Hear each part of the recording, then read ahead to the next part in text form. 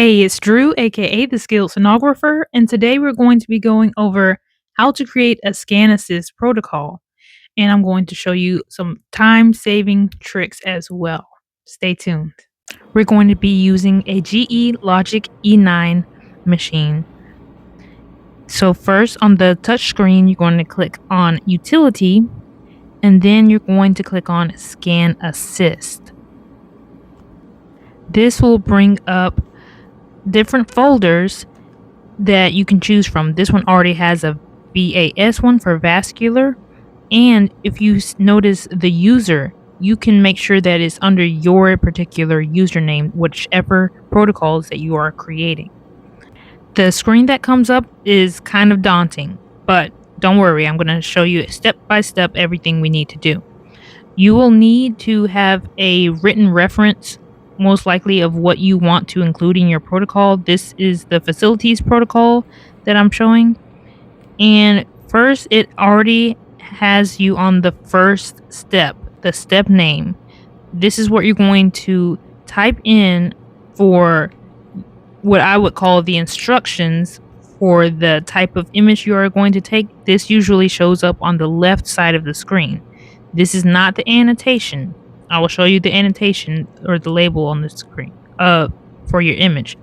So with this machine, if you simply click under comments, click that box, it will copy what you put in the step name. If you want to adjust that, then you can. Next, click Insert Step to create the next image in your protocol. You can adjust the step name to fit whatever the second image should be, and then you will again click the comment box to adjust, if necessary, what you want your annotation to be.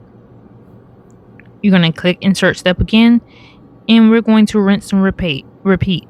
So what we are creating is a right lower extremity venous duplex protocol. So I'm going through, I've created the common femoral vein, the saphenofemoral junction, the femoral vein proximal with the deep femoral vein in transverse image. So right now, all the images that we are creating are not complex at all, because I want these to be cine loops. So I don't need to click on the color box, the pulse wave, the M mode, anything extra. These are simply 2D images that I'm creating. So now you see I really have minimal adjustments since these are simple 2D images, and I'm just adjusting a word here and there, including only transverse images for this first part of the protocol, because right now that's how I typically perform my venous duplex exams. I do all the transverse compressions first, and then I go back and do the longitudinal imaging. Now for your annotation, you can adjust the location of the annotation, where it will show up on your image. Right now I have it stated as it's going to show up on the bottom center. You can change that to the bottom left, bottom right, upper right, whatever you want, you can adjust that. And you can also have two different annotations on the screen at different locations if that's what you want. If you make a mistake, it's really easy to correct. You simply click on the step on the left that you want to change up and retype whatever you want to show up on that step name and in the comments. For this next image, I click the color box because we are switching gears to sagittal imaging, and I'm also steering the color box. So that way I don't have to steer the color box each time I want to take that particular image. I already have it set in the direction that I typically want it at that location on the leg. At this facility, you only need longitudinal imaging of 3 vessels. So I did the popliteal, the mid, common femoral. Now I'm going back and duplicating each level to create color with pulse wave images for each level of the vessel. So I'm making sure that my image says sagittal where I want it to, and I'm clicking the color and pulse wave check boxes in the imaging, as well as steering my color box wherever I want it to be steered. Not too long ago, I did a poll on YouTube, so I know a lot of you all have GE machines that you work with, so hopefully this is helpful. I know that this machine is a little older. I'm sure that some facilities have newer machines than this, so the setup might be a little bit different. It might look a lot different on your machine. You guys can let me know in the comments if creating a protocol is a similar process. Again, your step name is not going to show up on your image. Only what is under the comment will show up on your image.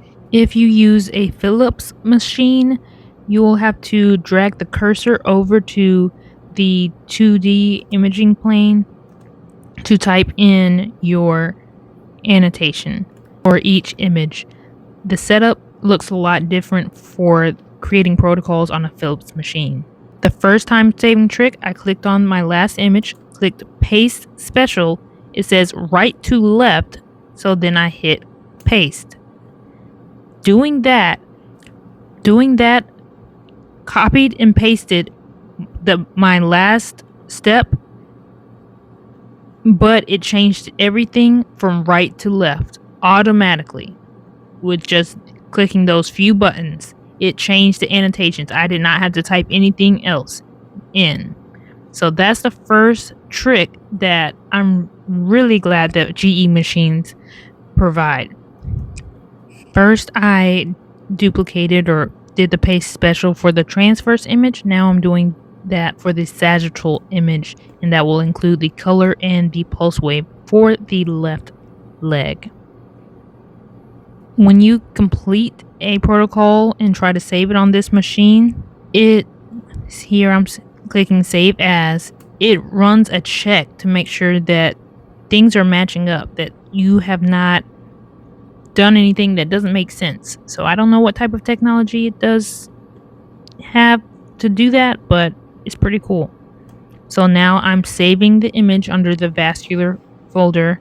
I'm putting in a name, and that will be in the drop down menu whenever I'm clicking the patient information, putting in my username, and selecting the protocol. That is the one that will show up. So here I'm saving this Scan Assist protocol as Right DVT study and put a couple of my initials there. So now I'm going to show you another trick, a major time-saving trick. I'm going to create a left lower extremity DVT study. What I'm going to do, since I already figured out the paste special works, I'm going to use that saved protocol. So first I click on one of the last images in the protocol, and then I hold down Control and then hold down Shift key, and then I use the cursor to select the first image. So I'm selecting a range of images that I want to use in my left lower extremity image protocol rather. So I'm basically selecting all, and then I click on copy, and then I click new. So I'm going to create a new protocol. Now I click paste special. That was the right leg I did. Now I'm doing right to left. This is going to invert essentially all the information that I created for that right lower extremity protocol and create it for the left. Now I'm using the paste special to create those contralateral images. Instead of right to left, I'm doing left to right. So that's going to flip over that transverse image to a right CFV instead of left CFV.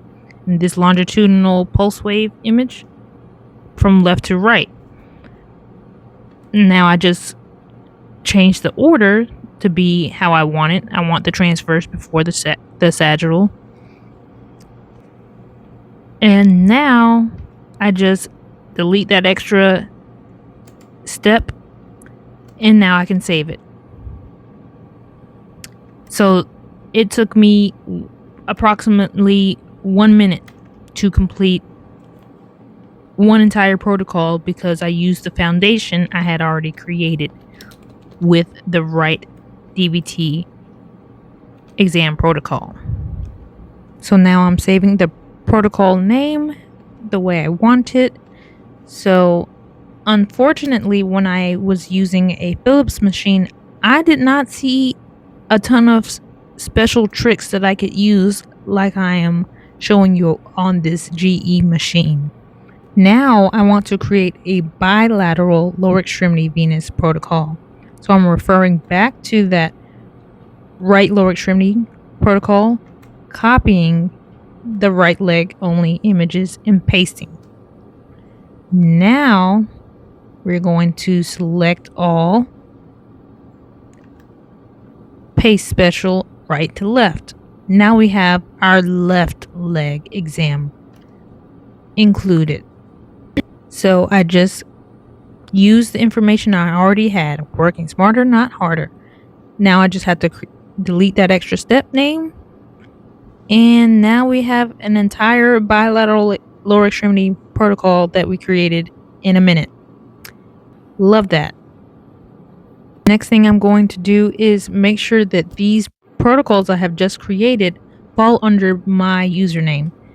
Now, right at this facility, I'm a traveler, so I just put new, put it on everything under new. And I'm clicking each protocol and pushing it over to the side that I want it on under my username. Now I can hit freeze to get out of that whole section.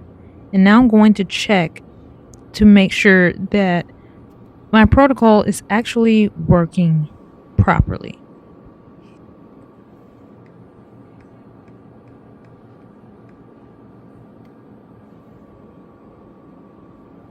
Of course, if you ever want to pause the protocol and start it back, you can always click the right or the left arrow to pause the protocol.